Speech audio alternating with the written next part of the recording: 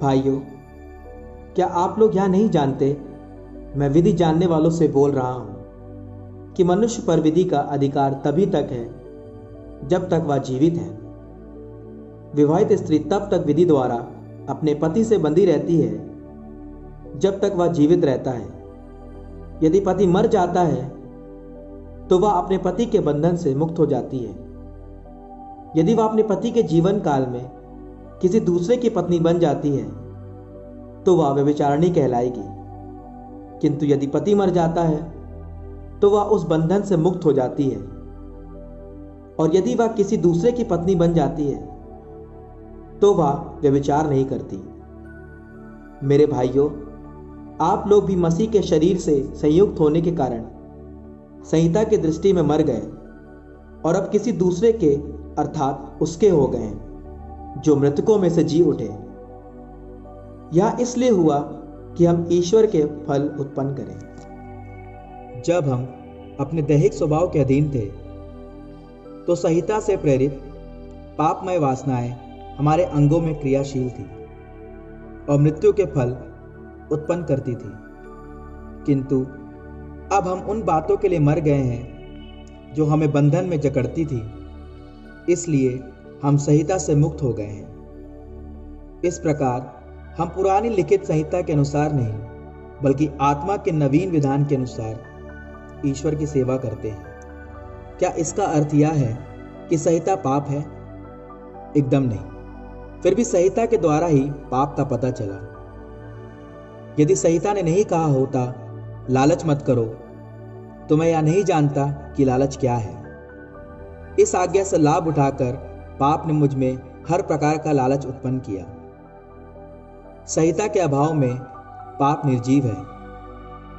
एक समय था जब संहिता नहीं थी और मैं जीवित था, किंतु आज्ञा के आने से पाप का जन्म हुआ और मैं मर गया।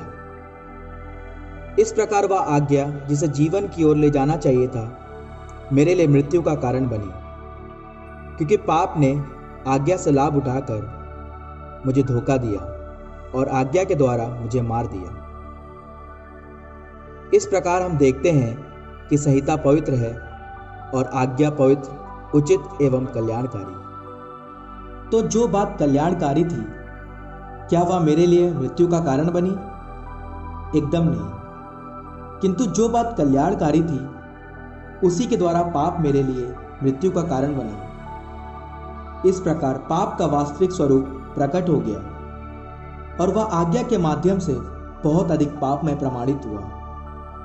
हम जानते हैं कि संहिता आध्यात्मिक है, किंतु मैं प्राकृतिक और पाप का दास हूं। मैं अपना ही आचरण नहीं समझता हूं, क्योंकि मैं जो करना चाहता हूं वह नहीं बल्कि वही करता हूं जिससे मैं घृणा करता हूं। यदि मैं वही करता हूं जो मैं नहीं करना चाहता, तो मैं संहिता से सहमत हूं और उसे कल्याणकारी समझता हूं। किंतु मैं करता नहीं रहा, बल्कि करता है मुझ में निवास करने वाला पाप। मैं जानता हूं कि मुझ में अर्थात मेरे दैहिक स्वभाव में थोड़ी भी भलाई नहीं, क्योंकि भलाई करने की इच्छा तो मुझ में विद्यमान है, किंतु उसे कार्यान्वित करने की शक्ति नहीं है। मैं जो भलाई चाहता हूं वह नहीं कर पाता, बल्कि मैं जो बुराई नहीं चाहता वही कर डालता हूं। किंतु यदि मैं वही करता हूं जिसे मैं नहीं चाहता, तो करता मैं नहीं हूं, बल्कि करता है मुझ में निवास करने वाला पाप। इस प्रकार मेरा अनुभव यह है कि जब मैं भलाई की इच्छा करता हूं तो बुराई ही कर पाता हूं। मेरा अंतरतम ईश्वर के नियम पर मुग्ध है, किंतु मैं अपने शरीर में एक अन्य नियम का अनुभव करता हूं जो मेरे आध्यात्मिक स्वभाव से संघर्ष करता है और मुझे पाप के उस नियम के अधीन करता है जो मेरे शरीर में विद्यमान है। मैं कितना अभागा मनुष्य हूं। इस मृत्यु के अधीन रहने वाले शरीर से मुझे कौन मुक्त करेगा? ईश्वर ही। हमारे प्रभु ईसा मसीह के द्वारा ईश्वर को धन्यवाद।